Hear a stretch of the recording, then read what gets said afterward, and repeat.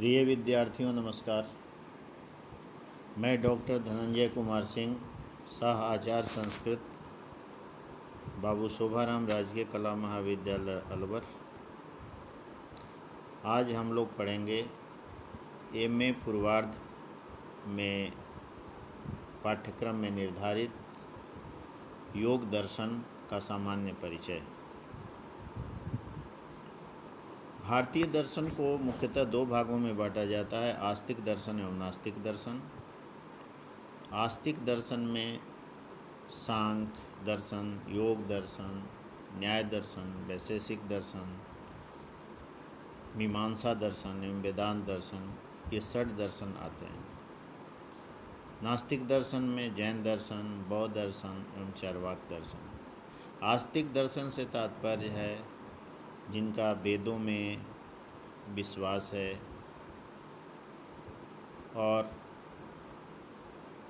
नास्तिक दर्शन से तात्पर्य है जिनका वेदों में विश्वास नहीं है। आस्तिको वेद प्रशंसकः, नास्तिको वेद निंदकः, इस प्रकार से इसकी परिभाषा की जाती है। आस्तिक दर्शन का तात्पर्य है, कुछ आस्तिक दर्शन ऐसे हैं जिनका वेदों में तो विश्वास है किंतु ईश्वर में विश्वास नहीं है, जैसे सांख्य दर्शन। यह वेदों में इसका विश्वास है किंतु इसका ईश्वर में विश्वास नहीं है, ईश्वर की मान्यता यहाँ पर नहीं है। योग दर्शन में ईश्वर की मान्यता है, इसलिए उसे शेश्वर सांख्य भी कहते हैं।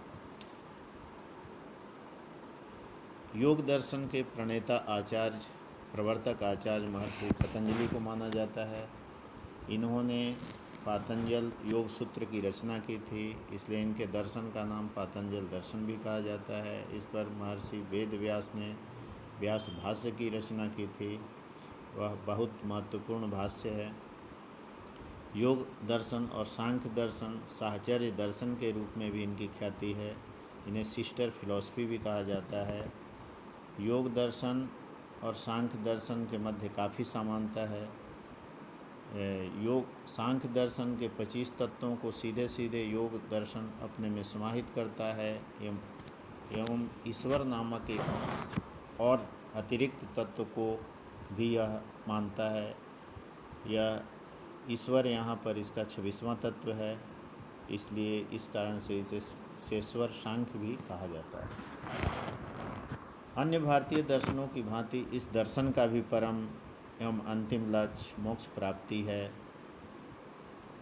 योग के नियमों एवं अंगों के माध्यम से, उसके सम्यक अभ्यास से चित्त वृत्तियों का निरोध करते हुए साधक स्वयं का साक्षात्कार कर जीवन मुक्ति एवं विदेह मुक्ति की अवस्था को प्राप्त कर मोक्ष लाभ को प्राप्त करता है।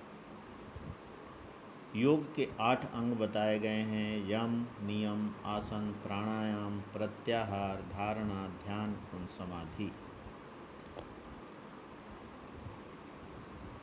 समाधि योग की परिभाषा में महत्वपूर्ण अंक रखता है। समाधीयते चित्तम इति समाधि, जहाँ चित्त का समान आधान कर लिया जाता है, चित्त को समान स्थिति में, सम्यक स्थिति में ला दिया जाता है, जहाँ पर उसमें कोई उद्विग्नता, कोई उद्वेग, शोक, दुख, लाभ हानि, जय पराजय इत्यादि से व्यक्ति सर्वदा सर्वथा मुक्त हो जाता है।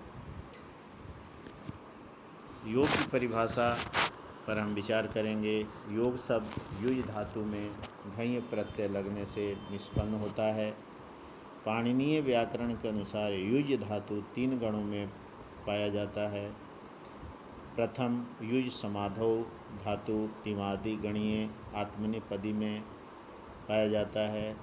द्वितीय युजिर योगे धातु रुधादि गणीय उभयपदी में एवं तृतीय युज संयमने धातु चुरादि गणीय परस्मैपदी में।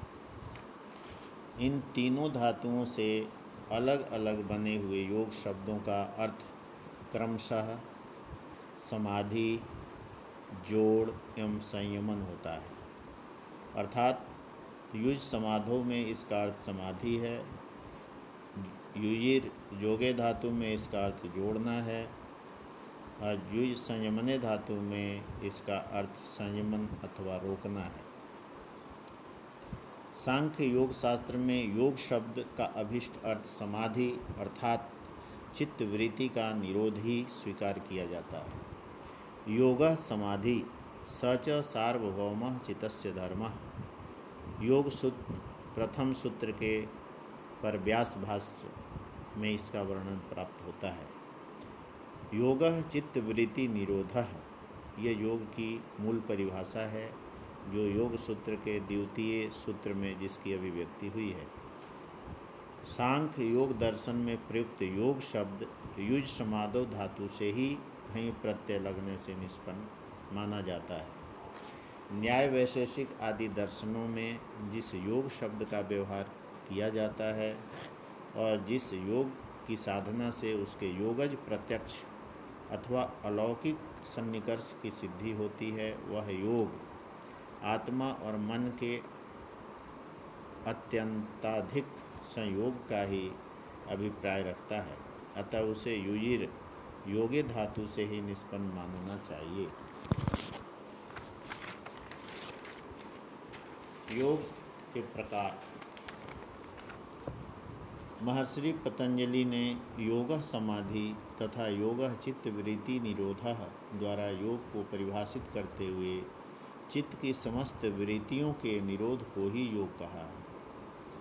तदा द्रष्टु स्वस्वरूपे अवस्थानम सूत्र के द्वारा यह बताने की चेष्टा की है कि चित्त वृत्ति निरोध की अवस्था में दृष्टा साधक अथवा योगी अपने मूल स्वरूप में ही अवस्थित हो जाता है, अर्थात आत्म स्वरूप में ही अवस्थित हो जाता है। उसका आत्म स्वरूप प्रकाशक है, वह अत्यंत निर्मल है, स्वच्छ है। उस स्वरूप में योगी चित्त वृत्तियों का अर्थात मन की वृत्तियों को निरोध करते हुए अपने आत्मस्वरूप का दर्शन करता है।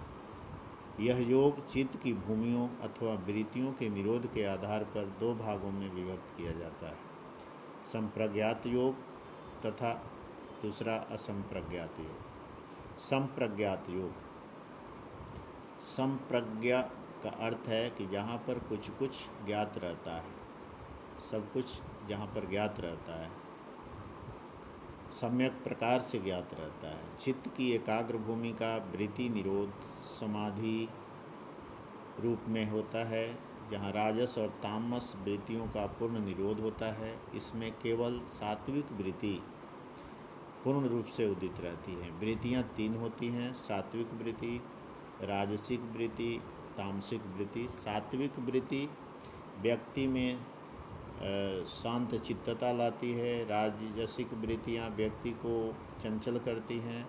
तामसिक वृत्तियाँ व्यक्ति को क्रोध, उद्वेग, ईर्ष्या, द्वेष आदि से युक्त करती हैं।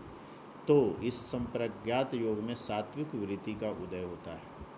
फलतः साधक को सभी वस्तुओं का वास्तविक निर्भ्रांत एवं युगपत ज्ञान होता है। इसलिए इस समाधि को संप्रज्ञात समाधि कहते हैं।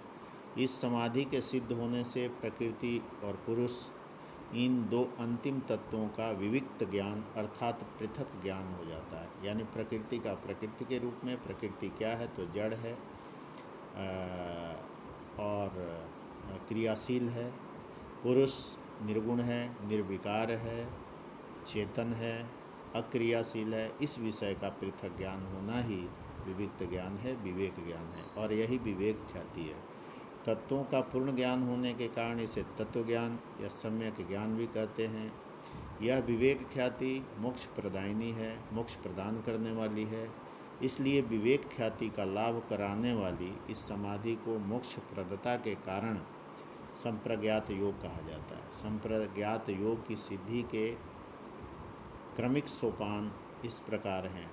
पहला वितर्कानुगत, दूसरा विचारानुगत, तीसरा आनंदानुगत और चौथा अस्मितानुगत। इस चौथे अर्थात अस्मितानुगत संप्रज्ञात योग की स्थिति में विवेक ख्याति का उदय होता है, जहाँ समस्त क्लेश और कर्म संस्कारों के बीज दग्ध हो जाते हैं, जल जाते हैं। इस स्थिति में योगी जीवित रहते हुए भी मुक्त रहता है और यही जीवन मुक्ति है।